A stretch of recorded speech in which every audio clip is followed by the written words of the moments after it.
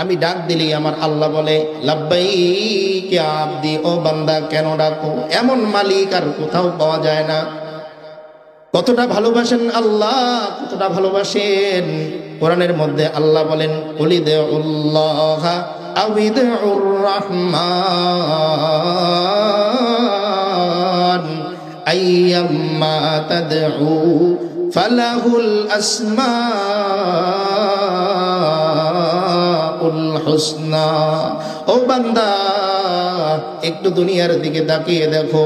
হাজী সাহেবকে হাজী ছাড়া ডাকলে তার মনটা খারাপ হয়, বড় আলেমকে আলেম না ডাকলে তার মনটা খারাপ হয়, চেয়ারম্যানকে চেয়ারম্যান না বলে ডাকলে তার মনটা খারাপ হয়, মেম্বারকে মেম্বার বলে না ডাকলে তার মন খারাপ হয়। ও বান্দা, তোমারে ডাকা সহজ করার জন্যে আমি আল্লাহর কোনো লকব উপাধি হাক ডাক নাই।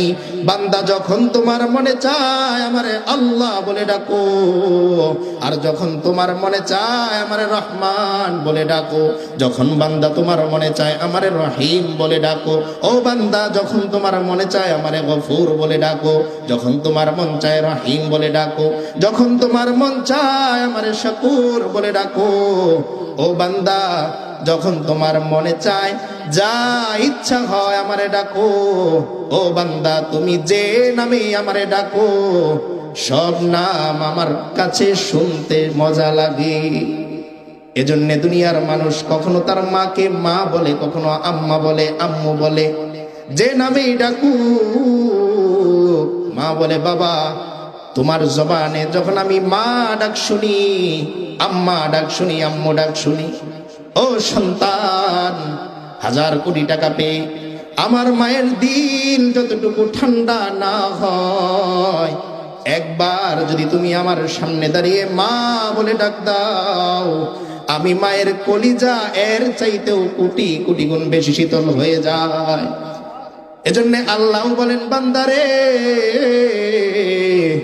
দুনিয়ার কোন মানুষের নাম ডাকলে তোমার এত ফজিলত হবে না, লাভ হবে না। ও বান্দা, তোমার বাবাকে কতবার বলে বাবা ডেকেছো, মাকে কতবার মা বলে ডেকেছো, ভাইকে কতবার ভাই বলে ডেকেছো, নেতাকে কতবার নেতা বলে ডেকেছো। কিন্তু আফসোস, দেখো একটু তাকিয়ে, কবরে শোয়ানোর পরে তোমার পাশে তোমার বাবা কি শোয়া আছে? যেই মাকে এত কষ্ট করে কামাই করে ইনকাম করে তুমি খাইয়েছো, মায়ের দোয়া ছাড়া কোনোদিন তুমি ঘর থেকে বের হতে না। মা কোনোদিন তোমারে ছাড়া রাত্রে ভাত খেত না, অপেক্ষা করতো। তাকিয়ে দেখো।